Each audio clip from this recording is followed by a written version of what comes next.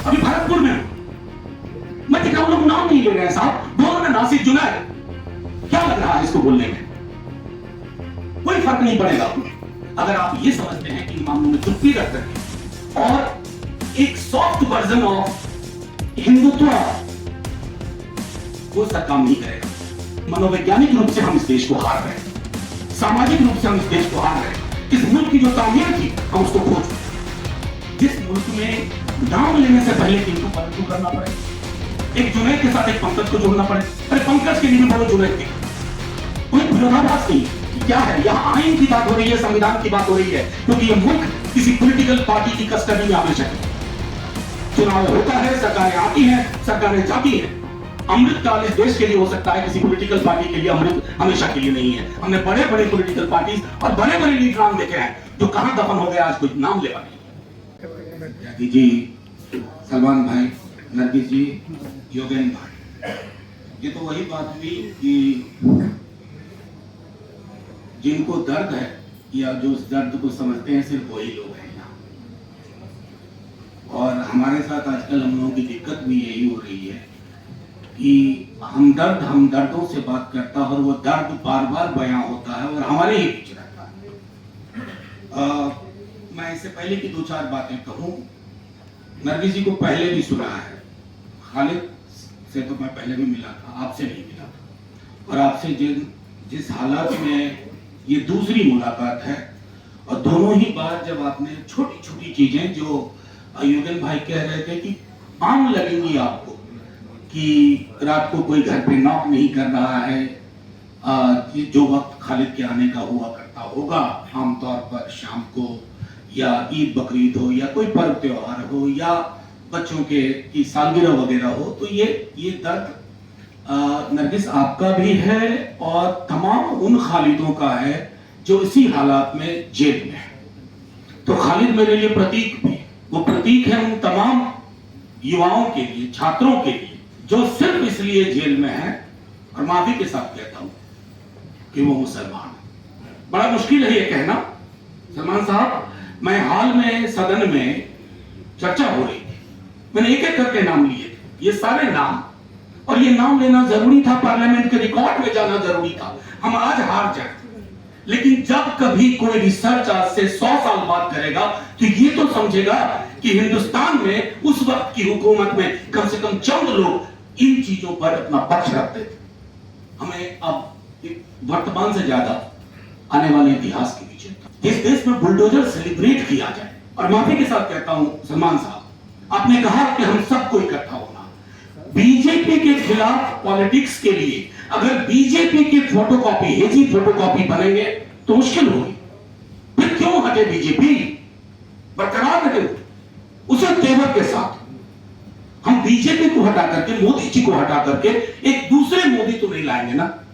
और अभी हाल में मैंने योगेंद्र भाई का एक आर्टिकल पढ़ा, योगेंद्र भाई आर्टिकल पढ़ा है, इंटरव्यू लिखा, आपने एक बड़ी अच्छी चीज कि बीजेपी से अलग पार्टी होने का मतलब नहीं है कि वो बीजेपी की विचारधारा के विकल्प के रूप में भी। अक्सर भी देखता हूं लोग साफ तौर पे मुसलमान नाम लेने से बचते हैं, अल्पसंख्यक उस कैटेगरी का ज्यादा इस्तेमाल करते हैं। खुल के बोलिए, खुल के बोलिए, आप लाग लपेट के साथ बोलने का टाइम नहीं है। खुल के अगर आप नहीं बोलेंगे, तकरीबन 20% की आबादी है, यानी कि 5 व्यक्ति के घर में एक व्यक्ति मुसलमान है।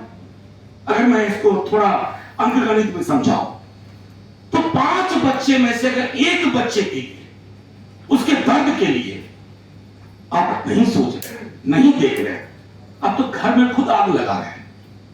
और ये आग ऐसी है जिसके लिए कोई अग्निशामक यंत्र काम नहीं आता। फिर हम सब बैठ करके कब्रिस्तान में बैठ करके कहेंगे कि ये क्या किया हमने अपने साथ, अपने देश के साथ। तो एक तो मुझको लगता है कि पॉलिटिकल पार्टीज को, सारे पॉलिटिकल पार्टीज को, सब अभी भरतपुर में मैं दिख रहा हूं, लोग नाम नहीं ले रहे हैं साहब, बोल रहे नासिर जुनैद। क्या लग रहा है इसको बोलने में? कोई फर्क नहीं पड़ेगा अगर आप ये समझते हैं कि इन मामलों में चुप्पी रख करके और एक सॉफ्ट वर्जन ऑफ हिंदुत्व वो सब काम नहीं करेगा। जब ओरिजिनल रहेगा तो फेक और फोटोकॉपी किसी को बेचे। फोटोकॉपी क्यों बनना है? एक और इलेक्शन हार जाएंगे, यही होगा ना। 3 इलेक्शन लगातार हार जाएंगे, कम से कम देश तो नहीं हारेंगे ना। ये तो लगेगा ना कि 40, 42, 45% लोग अभी भी उस राजनीति के साथ नहीं है, खुल करके बोल रहे हैं। वो मादा, वो मिजाज मुझको लगता है तैयार करना होगा। और ये जो अक्सर नफा नुकसान वाली चीजों के कारण बहुत, शाम की डिबेट क्यों जाना जरूरी है? मेरी पार्टी ने लगभग छोड़ दिया। क्यों जाए उस डिबेट में जिसमें, जैसा कि आपने कहा क्या कीजिए, सब कुछ पहले से तय है। और मैं तो अपने कई सारे मेरे मित्र हैं एंकर, उनसे उनकी शिकायत क्या करना? उन्हें तो एक स्क्रिप्ट मिली हुई है, वो उसके आगे नहीं जा सकते, उसके पीछे नहीं जा सकते, उसके दाएं नहीं जा सकते, उसके बाएं नहीं जा सकते। लेकिन हम आप कुछ फैसले ले सकते हैं और वो फैसले हम नहीं ले रहे। कल को मेरा सभा का मेंबर नहीं रहूंगा, लेकिन मेरी नागरिकता तो कोई नहीं लेगा ना उससे।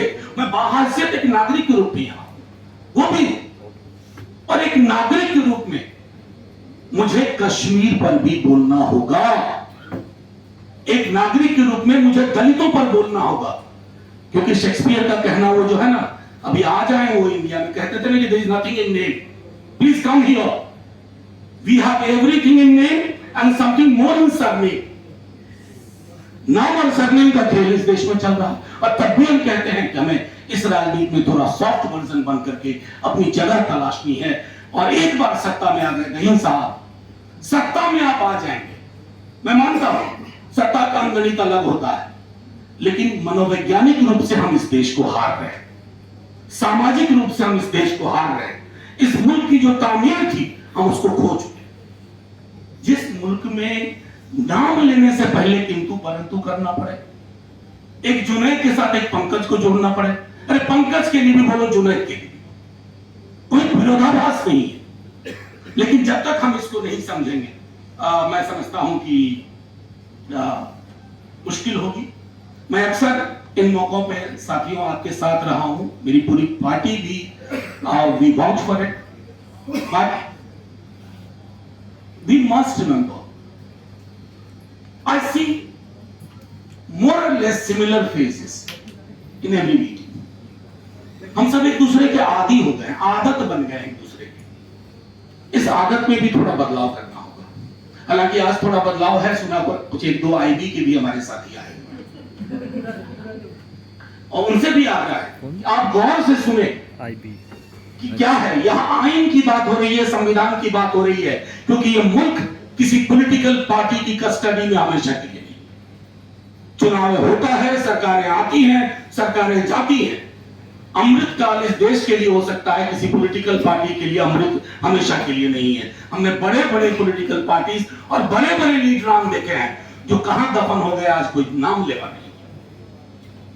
सलमान भाई हैं, सलमान भाई, आप लोगों को भी एक आग्रह मैं करूंगा कि लॉयर्स की एक पूरी टीम इन केसेस को, मैं जानता हूं आप प्रो बोनो केसेस लेते हैं, लेकिन एक पूरी टीम अवेलेबल हो, क्योंकि अक्सर उस दौर में कुछ नोट शेयर किए थे हमने, नदीम ने भी आपस में।